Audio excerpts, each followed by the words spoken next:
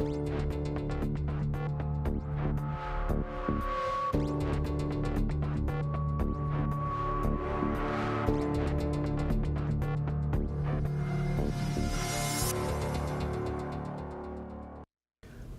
to Tough Talk. I'm your host, Paul Taros, and today I have the honor of having Diane Dunaskiss as our guest. She is the current Board of Governor for Wayne State University. She's held that position since 1994 and is currently running for re-election. Welcome, Diane. Thank you, Paul. So, what do the Board of Governors at Wayne State do? Okay, we are basically the policy-setting board. We have fiduciary responsibility for the university, so it is our responsibility to make sure that we have a stable, balanced budget, and that we spend our money for the best use in the university, and that we are accountable and maintain high integrity. Day-to-day decisions are not in the purview of the board. That is what we have a president and administration for. But we are there to oversee the university's policies. How often do you meet? We meet minimally once a month, but that is for the general board meeting. In addition to that, there are several committees that meet, health affairs, public affairs, personnel, academic affairs, which I'm chair. And so we meet in those committees too. And then attend events and often special meetings are called, especially during budget time. Okay. What are a couple of accomplishments that you and the Board of Governors are most proud of? I think right now it would be the gains that we have made in student achievement. Our 6-year graduation rates, which are what are measured with respect to success in academic education, have significantly increased. We received national recognition for that last year, so I'm very proud of that. We've also been closing the gap between our minority and non-minority students, our at-risk students, and bringing up their achievement. Our initiative really right now is Finish in 4. Our goal is for all of our undergraduate students to be able to finish in 4 if at all possible. This allows them to incur less debt and to get into the job market sooner. And so that's the accomplishment that I'm proudest of. We're really working hard, and it's really coming to fruition right now. Okay. As I mentioned, you've been on the board since 1994. Mm-hmm. Are there a couple of things that you regret not accomplishing as a member of the Board of Governors? Well, there are always things we'd like to do that we weren't able to. And often it comes down to the money that's available, because we work on a very tight budget. And, I want, and I think the board believes that all that we spend should be directed towards student achievement, because that is our primary goal, to graduate students from the university. I would say we did pass a contract a few years ago that was 8 years long, and it tied in the funding, the expenses for the university, and we had a new president coming on. And I didn't agree with that because I felt we were tying the hands of the new president. When you bring a new president in, you want him to, or her, to begin new initiatives, to be able to have control over spending so that they can implement new strategies and become, even more effective. And I was very concerned that that would kind of hamstring the new president coming in. So you were against that? I was, for that reason, yeah. So just so our viewers know, that was when Michigan passed the right to work. And this was yes. And basically what that 8-year contract did was kind of circumvent and delayed the implementation of that. It did, and that was another reason I disagreed with it. So for 2 reasons, that and the fact that it basically made our president unable to negotiate wages for 8 years. Yeah. And so I voted against that. Okay. Okay. Well, I'm sure the conservatives out there appreciate your no vote against that. So You have been on there since 1994. Over the years, what's been the makeup of the board between Republicans and Democrats? When I joined the board, it had a balanced board of 4-4, but that was quickly changed in the next few elections. And so for a long time, I was the only Republican member on the board. There were 7 Democrats and myself. And then the last time we ran, 8 years ago, Danielle Karamanos was elected to the board. She was unable to serve her full term, so David Nicholson was appointed by the governor to the board. That gave us 2 Republican votes on the board. And then last year, we were able to elect Michael Bussueto to the board. So we have a 5-3 board now, and I believe that the discussion on the board is more balanced and very productive, having that closer combination with respect to Republicans and Democrats. And Okay. A number of years ago, Wayne State changed the name of their sports team from Tartars to Warriors. no, Why was that changed? it caused a great deal of turmoil for some people, and I understand that. You know, people were very loyal to the Tartars, and a couple of reasons. When a lot of people were not aware what a Tartar was, and it's a Mongol warrior. So, so when we would be voting for the Tartars, many of our fans really didn't even know what that meant. And when we were looking at rebranding, Warriors, which is what really Tartars were, seemed to really fit with Wayne and have Wayne Warriors. So it was a branding move. But it did cause some distress to a lot of loyal people who followed our football team and our other teams, and but that seems to have diminished now. People are fully behind the Warriors. Okay. Now, did that rebranding have anything to do with, I remember there was a lot of controversy about having, Indian tribes as mascots. Did that play into it at all? I do not recall that being a part of it, and you're right, it happened around the same time. If it wasn't brought to the forefront as a reason, it was really more of the rebranding and the fact that we were having a hard time creating that branding with that Tartar name, because it just wasn't a familiar name to the general public. So not to my knowledge. Okay. Well, Wayne State Warriors has kind of a... It does. It has a ring to it. Yeah, yeah. Okay. Now, there's been some controversy over at U of M with the Board of Regent Andrea Fisher-Newman, who received a $2,000 campaign donation from Stephen Ross in 2010, and 16 months later, she seconded a motion that eventually led to the approval of a $35 million investment into a real estate development fund sponsored by Stephen Ross. Now, it should be noted, Stephen Ross has given over $375 million to the University of Michigan. So I don't think that had anything to do with it.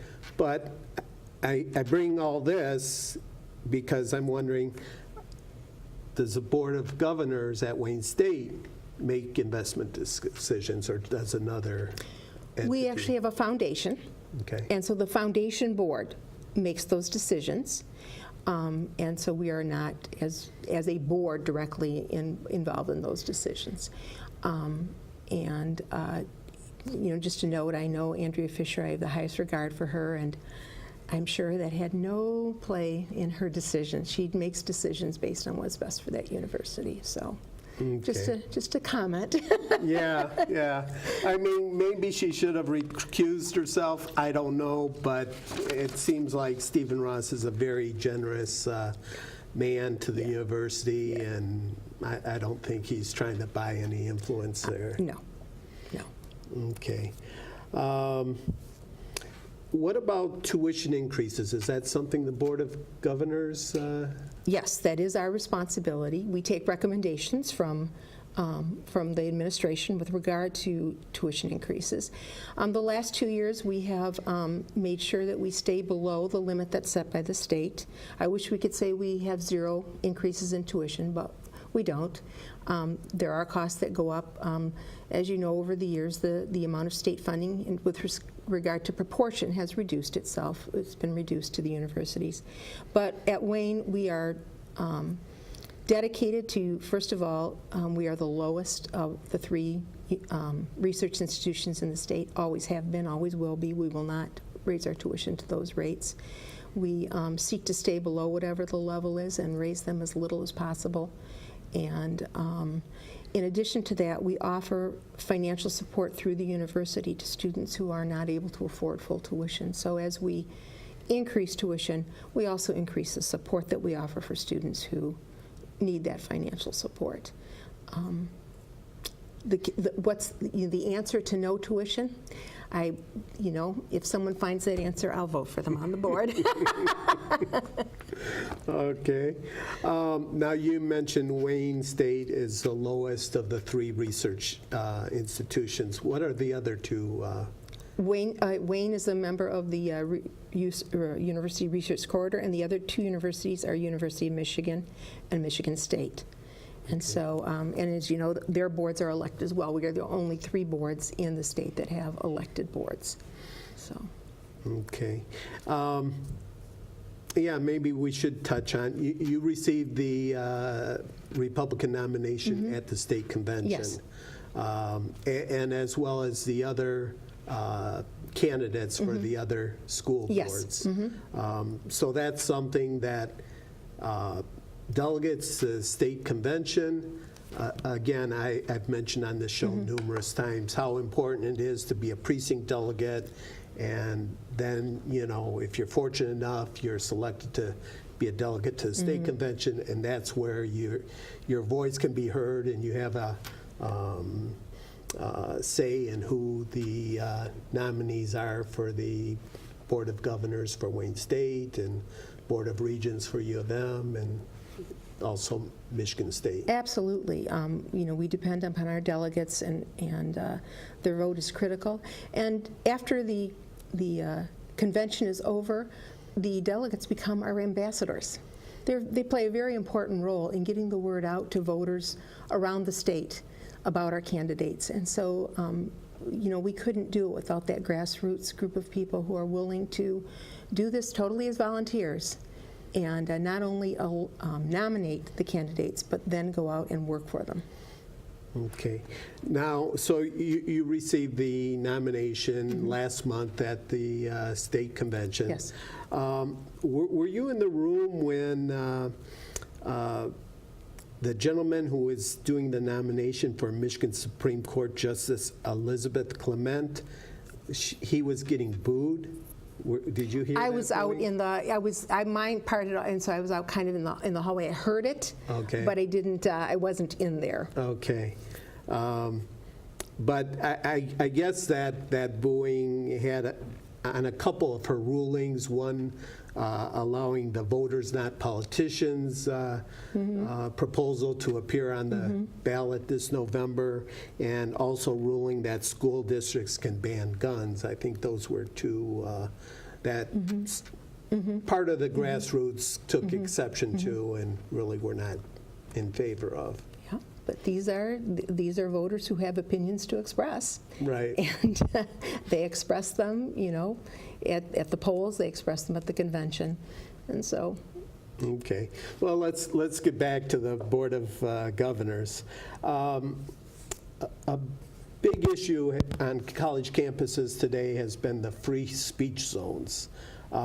Has Wayne State encountered the problems like maybe U of M has had? I've been very proud of the entire Wayne State University community. We have our administration has sent out messages informing our community that free speech means free speech for all, that all opinions are to be honored and respected. So that to me is a strong indication of where the university stands. Our students are hardworking people, young people who come to work and then go to school. Many of them, they're some of them non-traditional students, and I've always found our students to be willing to listen. They may not agree, and that's what America's all about. That's what universities are all about. But with respect to being respectful and listening and hearing all sides, I'm very proud of our students, and I'm proud of our university faculty and staff for understanding that is important. If we can't do that at a university where freedom of speech should be the hallmark, we're traveling down the wrong road. Mm-hmm. So Wayne hasn't had any problems about speakers being invited and uninvited or being shouted down at? Not that I can think of. If our students, have we had some protests? Yes, but they're orderly, quiet protests, the way protests should be. But no, we've been very, and I believe that is because of the culture of respect that starts at the top, and that means the board and the administration, and filters down all the way. I believe that the university listens to students. Our president has had sponsored forums when issues have come up so that students have the opportunity to be heard, and I think that is critical. If students feel they have a voice, then they're less likely to react in those ways. On our committees on the board, and I think this is unique, we have students serving on our committees, and they participate in the decision-making at the board level. And I think that's highly important. So. You mentioned that the president has had some forums. Mm-hmm. Any particular topics that? I'd have to think, but they've been when issues have come up. I'm trying to recall anything specific. I know, I don't like to bring Michigan State's, problems in, but I know when all of that occurred, he has sent messages out to the university, provided opportunities for students to talk, sent clear messages out about transparency and what to do in these situations at the university. So that kind of communication. With respect to the forums, within the last couple of years, we've had a couple, and I'm searching to think about what specific. It might have had to do with speaker at another university, but I'm not sure. I don't want to say that and be wrong. Okay. So Wayne State has not had any problems with, like the Michigan State situation? I hope not. Okay. No. I will tell you that we have reviewed these policies repeatedly, and of course after that incident we reviewed them again. We send very strong messages to the university community. We train our personnel. Our first things have to be dealt with immediately. They have to be dealt with transparency. Your reputation is based on your transparency, not on all the other things that one might think. And if something warrants legal intervention needs to be brought in. In fact, we have several policies and procedures for reporting, and we encourage all employees, as I said, to report, all students to report. And at any point, you can report to our university police. Chief Holt and our university police do a marvelous job of protecting not only the safety of our university students, but the neighborhood surrounding. And they are a police department, and so you can, if you're not sure who to go to, you can always go to our police department and report. Recently there was an incident with a professor who was a part-time professor on the university, and there were some accusations, and the person is no longer with the university. It was dealt with quickly, and if it's a legal matter, we don't hesitate to take it to law enforcement and through the legal system. We have to protect our students. Our parents are counting on us to protect those students, and yes, they are adults, but they're still young adults. They're still in our care, and that is our first priority, their safety and their well-being. Okay. Now, you mentioned the Wayne State Police Department. So really the university is kind of like a city among... They cooperate with the Detroit police, so not only do they patrol our university, but we have many neighborhoods that surround our university, and so if there's a need in a nearby neighborhood, our police respond as well. So, our neighboring communities feel safer yet because they have not only the Detroit Police, but the Wayne State University Police working in tandem to provide protection and safety. So I think that's great. It makes for great relations in your area, and continues to, Wayne is a huge part of the comeback of Detroit. We are one of the major employers in the city of Detroit. We have increased our housing dramatically in the last few years, and we now have many more students living on campus. So these are students who are going to local shops, local restaurants. They engage in entertainment in the city of Detroit. So I think Wayne and the city of Detroit partner in many ways that have a positive impact on our students and on the city. Now you mentioned Wayne State Police, will go into neighborhoods and help assist the Detroit Police. Does it ever occur the opposite way, where Detroit Police will help Wayne State? Absolutely. It's first respond. Okay. First responder, they're going to start, taking action with whatever is needed, and then the other department will join. So it's really a very cooperative effort. Okay. Now, I've always heard about Wayne State Medical School. The best. Okay. Please tell us a little bit about that. We have one of the largest medical schools in the nation, and very highly regarded. Wayne is a Carnegie One research institute, and then in addition, we have the medical school. So our docs are engaged not only in terrific medical care, but they teach the students at our medical school, and many engage in research as well. So we provide a service to the city as well as train our doctors, because many of our doctors are trained right there in the hospitals, provide services while they're being trained. And Wayne has a high number of students who stay in Michigan and set up their practices here. So I think our medical school, not only do I believe it's a wonderful medical school, but it provides a wonderful service of training doctors for the state of Michigan. So. Okay. Are there any other schools at Wayne that are nationally recognized?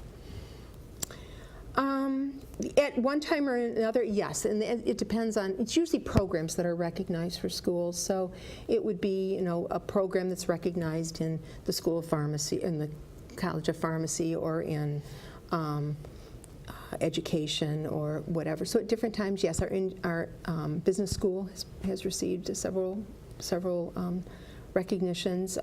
We've just, as you know, moved into the new building downtown.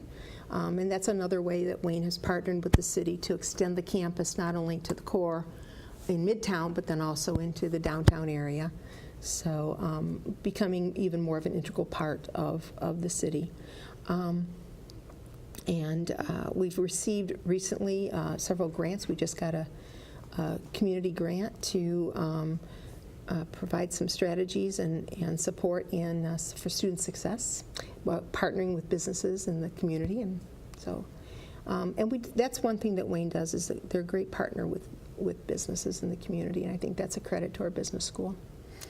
So is that like intern positions that? It can be intern positions. It can be where people from various corporations, companies come in and provide opportunities for students. It's creating connections for beyond college, for job placement, and it's programs that are innovative programs that are supported by local industry. Okay. About how many students is Wayne State? This year we have our highest student population in history, I believe. We've attracted more and more students, so that's very exciting. And it's, usually it's 34 plus thousand students, undergraduate, graduate. We've seen a an increase in our undergraduate students. Graduate school is not increasing as fast. I hope that that will level out. Some of that is because many graduate students are foreign students, and some of that has slowed down a little, but I see that picking up again as well. So we're very fortunate at a time when many universities are seeing a decline in students because the population is declining in Michigan, not due to people moving, but due just to slower birth rate.